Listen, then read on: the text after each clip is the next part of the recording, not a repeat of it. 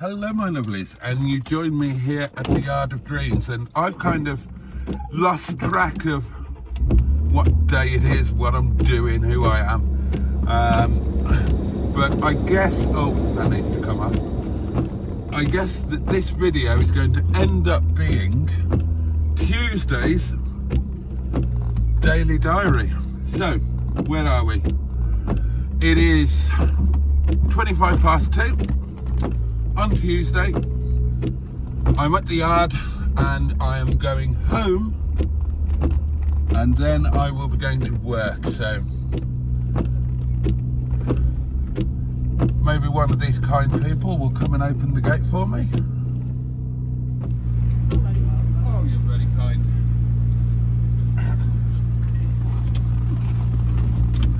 Captain Mustard is opening the gate for me. That's exceedingly kind of him. Right, so we need to get home. Get my seatbelt in. Right. Have a good play with your todger tonight. Thank you, I will. I do mean it. And I will. Right. I genuinely will. And as always, I'll have you in mind. See you tomorrow. See ya. See you guys. Thank you. Thanks for everything. Let me know that you get home okay, seriously. Yeah. Tractor.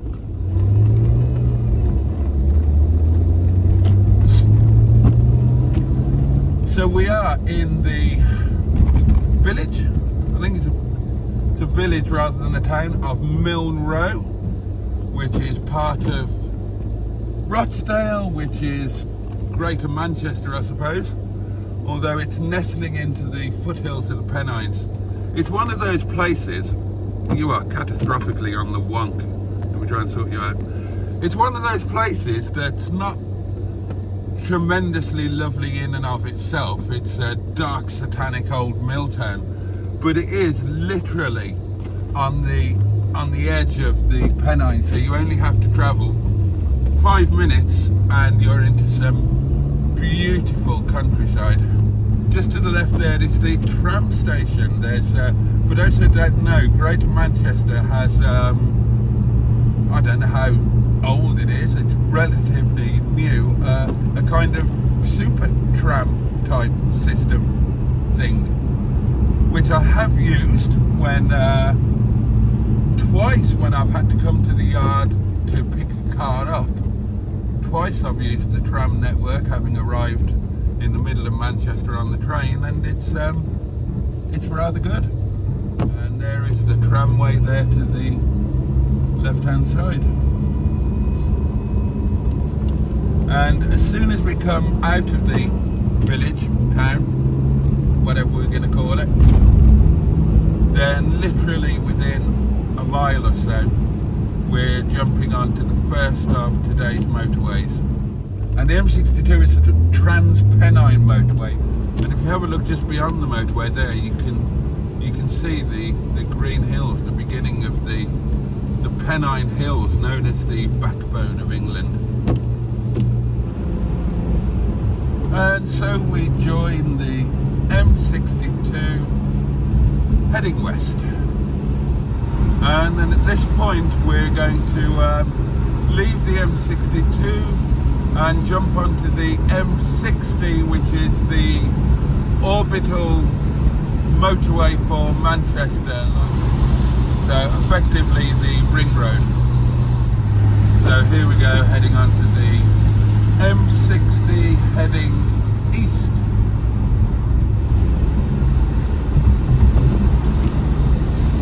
And here we are leaving the M60 ring road, and we're about to join the third, final and arguably silliest motorway of today's little journey, which is the M67.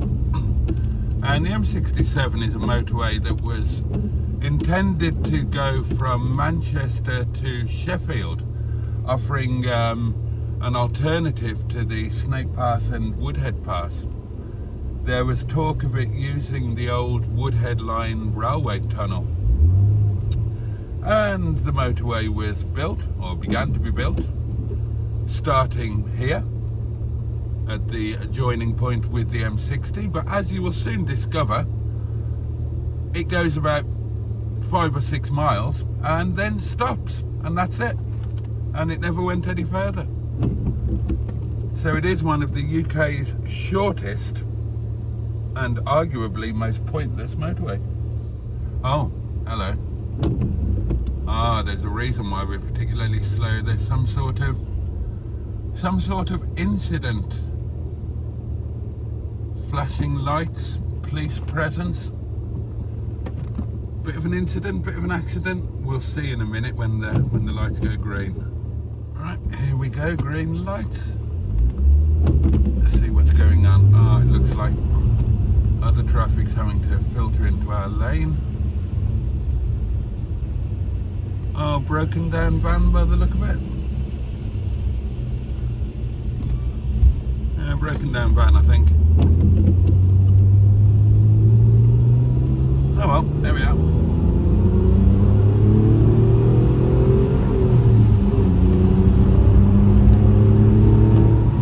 And here we are, literally just a few minutes later, coming to the end of the M67. It just randomly ceases to be a thing here at a point just outside Glossop.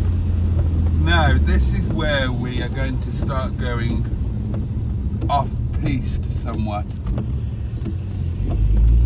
Because in theory, we should be going off to the left here through Glossop. But Glossop is very much a bottleneck, and it can take quite a long time to get through with the build-up of traffic. So we're going to take avoiding action, and we're going to go a clever little back way that I discovered soon after I started doing this trip on a weekly basis. So, having skirted Tesco, we then cut through this residential estate, which brings us out at the top end of a village called Broadbottom, which I always refer to in my mind as Fat Arse. But then that is because my mind is the mind of a 13-year-old child, and that's being generous. And as we come into the village proper, we enter a 20-mile-an-hour speed zone, and the world of the speed hump, it's like an inverse theme park where, oh god, within the space of a mile they seem to have applied every nature and type of speed bump known to man. There are individual ones, there are full width ones, there are shallow ones, tall ones, every kind of bloody speed bump, all heaped together.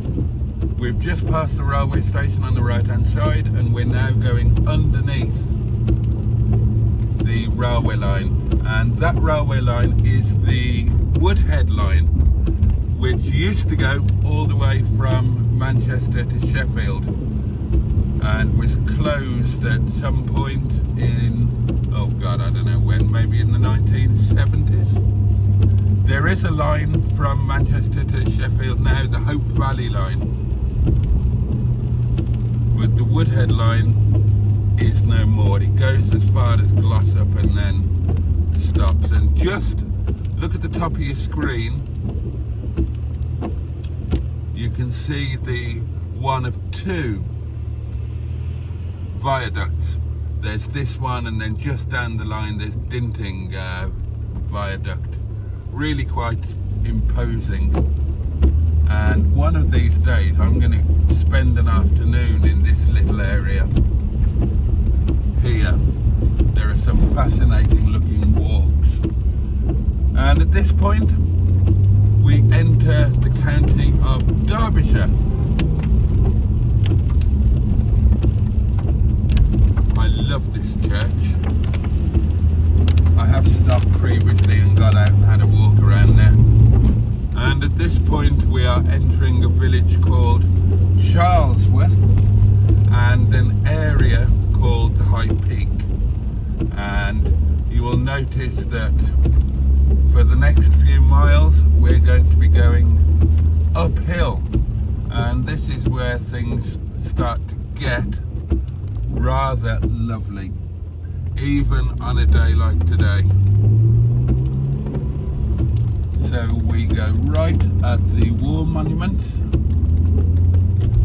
and now we're going to turn right on a road called Chapel Brow, which leads to the Monks Road. Now the camera probably won't show this very accurately, but this is incredibly steep. This is about a 1 in 4 25% gradient, and this is where having a big powerful car does help.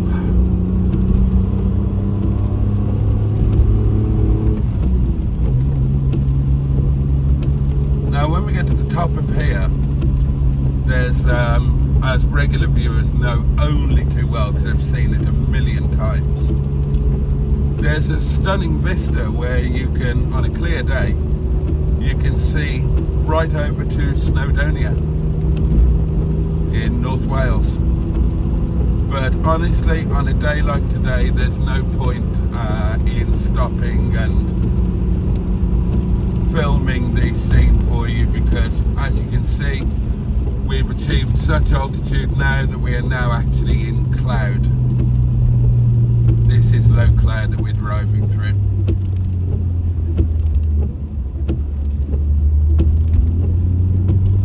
Quite dense cloud as well. So the area that we are driving through is High Peak farmland.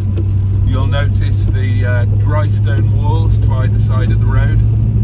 That's a feature of the area, an ancient art of creating walls without any bonding. There's no cement or any kind of bonding material in these walls.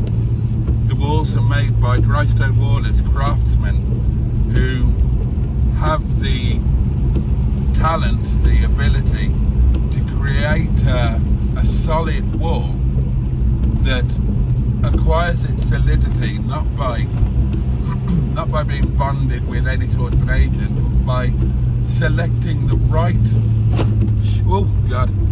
shape of stone to fit together, to interlock like a jigsaw, and make these walls that will withstand the worst of the weather, animals and whatnot. The only thing they don't withstand is cars crashing into them, which certainly around by me on my journey to work happens rather a lot.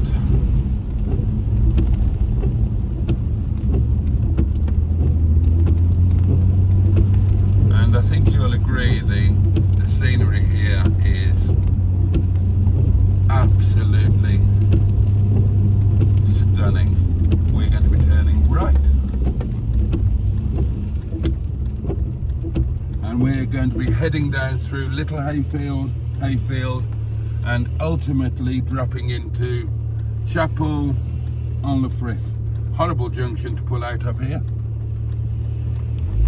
Almost blind.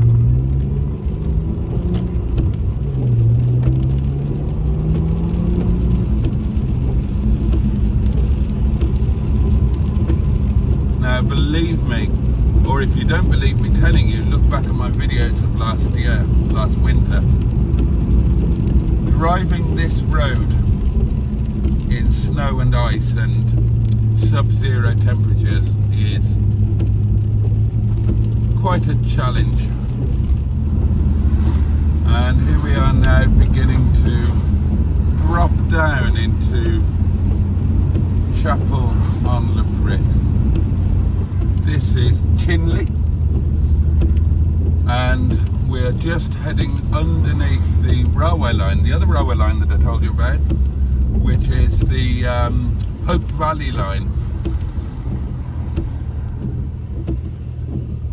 And about half a mile to our right hand side, you letting me out, thank you.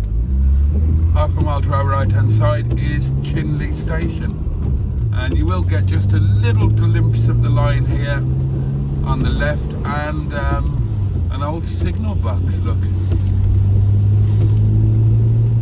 And we're going back underneath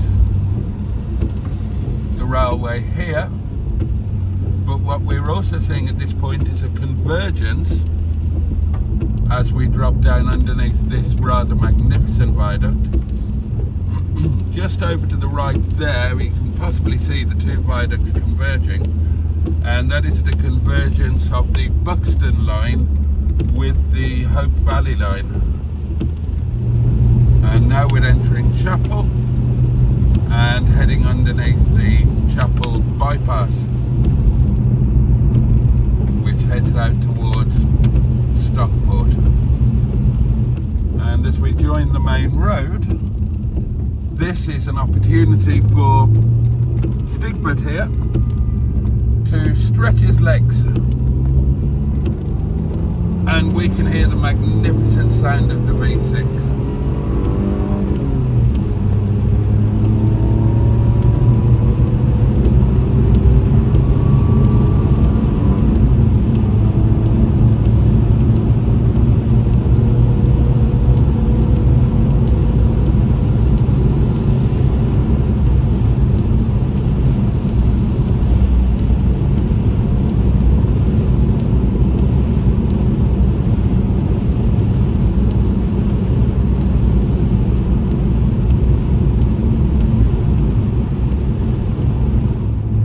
Amazingly, this road that is now the A6,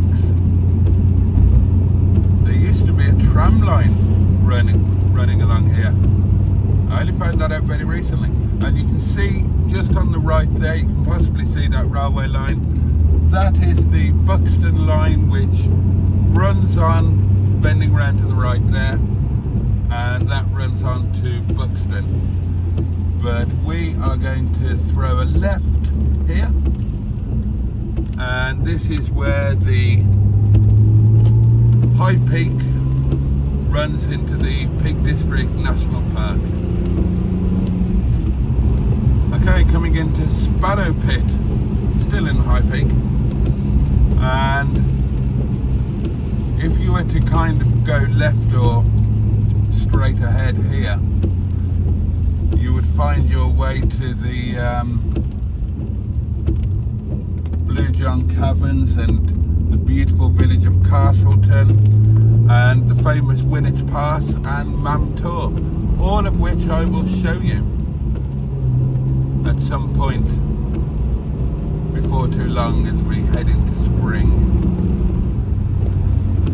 And now we're dropping into Peak Forest, and then we will be climbing out the other side. Again, moving into open farmland.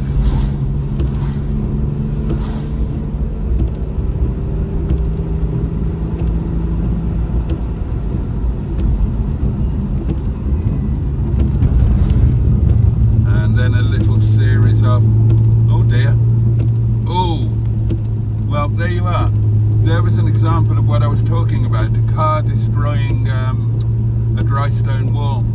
That car there was crashed. The front was well and truly bashed in, and all that's happened there is, as he's coming into that hairpin corner, he would have been coming down the hill, that man or woman, that driver, quite simply ran out of talent and had a close encounter with the dry stone wall. Very lucky really that the car stopped where it did. It could have easily tumbled all the way down and caused worse injury than I imagine they would have sustained. And coming up is an example of how even a main road, the only main road in this area, has to work around the contours of Mother Nature. You can't always blast through or underneath or over. Sometimes you have to work with and follow the contours of the land. And that's exactly what we're doing here. Crossroads coming up. Turn right and you will end up in Tideswell, known locally as Tidser. Turn left and you will be heading out towards Great Hucklow. And if you're into gliding or paragliding, that's the place for you. Now if you turn right here, you will soon find yourself at Monsall Head, one of the most incredible local beauty spots.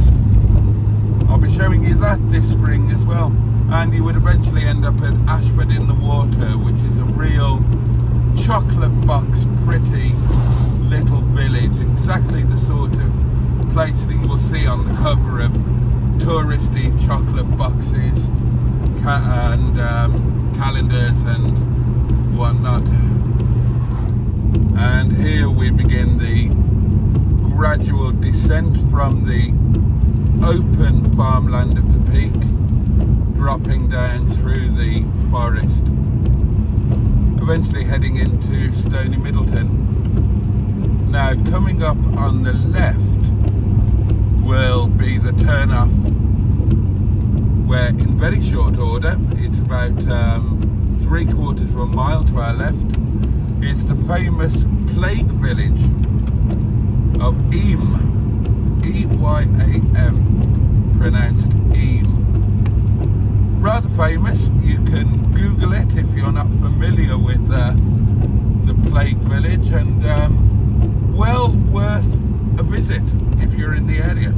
And in fact, we will add that to the list of places that I really must show you this spring. I don't think I've ever done a video in Eam, so we should definitely do that. I know Eam quite well, I have friends there.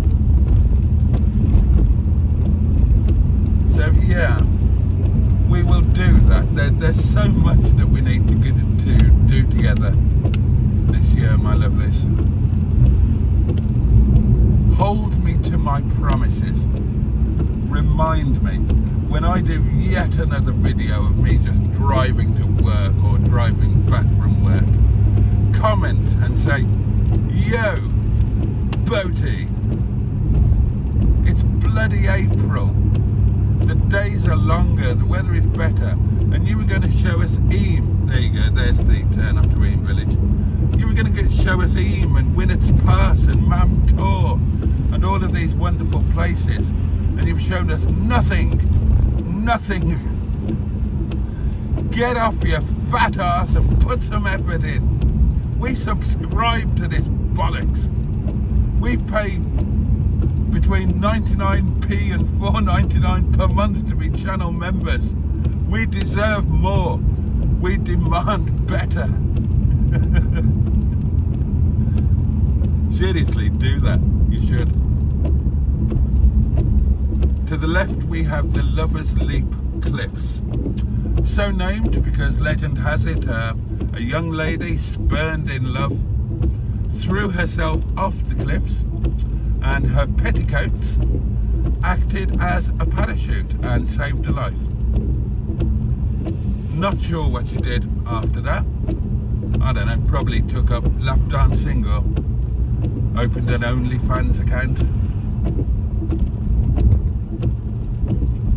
And now we drop into the beautiful village of Stony Middleton, which became a very historic little village. It achieved a little bit of extra fame a couple of years ago when the scene from that Tom Cruise or Tom Hanks, Tom somebody, he was a pain in the arse going over my cottage 4 times a day in his helicopter.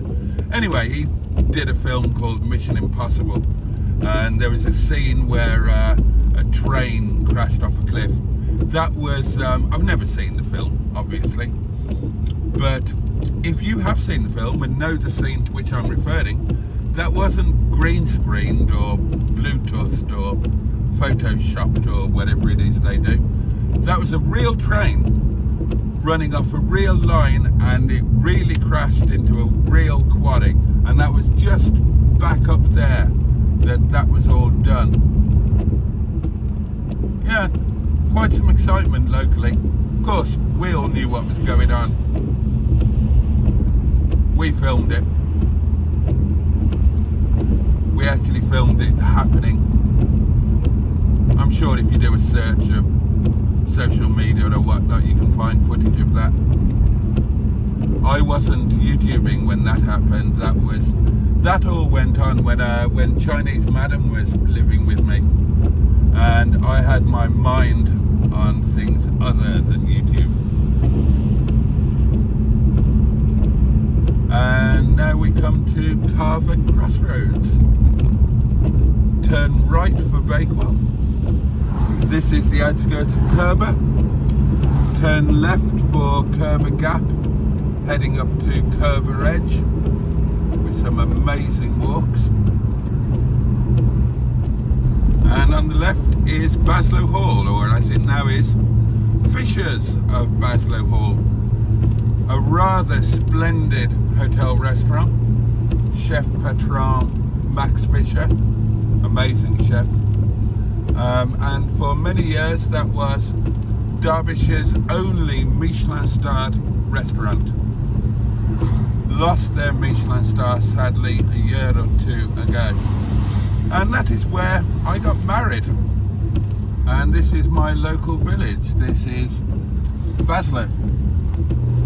And basically everything to the right is part of the Chatsworth estate, which is huge. Chatsworth House, of course, is a rather spectacular place, and it is the ancestral seat of the Duke and Duchess of Devonshire, who are actually jolly nice people. I can legitimately name drop because the Dowager Duchess was a huge supporter of the local hospital, and my ex-wife, the artist formerly known as Mrs. Boaty, was the manager of said hospital, so, and I indeed used to work there, so I met the Devonshires many times. And just on the right here is what's known as the Golden Gate, one of the entrances to Chatsworth House, it's said, although that entrance is very seldom able to be used by the public. I'll take you through a drive through Chatsworth as well. That's another one for spring. I have done that before, and I did a video where we tried to make the world's best sausage sandwich, and I took you to Chatsworth Farm Shop. And now it's a solid climb back up to through the woods, up onto the open moorland on the tops of the peak again. And as we reach the very eastern edge of the Peak District National Park, we also reach home. It's just before 4 o'clock. That gives me an hour or so to get myself settled. I think a cup of coffee would be rather nice. I've not had a decent cup of coffee today. What the hell's that? God.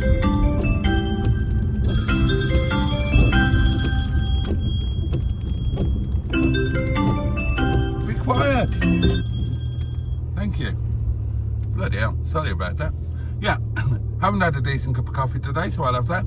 I know that there's a present waiting for me from the lovely Joe, because he texted me to let me know it had been delivered out the back. And I'll grab a shower, get changed, head off to the restaurant. Now, the funny thing is, turn stick butt off. Just before I left the yard, the garage next door came to grab Dick-a-Dum-Dum because the parts were arriving. So hopefully Dick-a-Dum-Dum will have those couple of bits fitted and he will have his new MOT this afternoon. In which case, I'll be going back to the yard tomorrow. 3rd day in a week, first time that would ever have happened.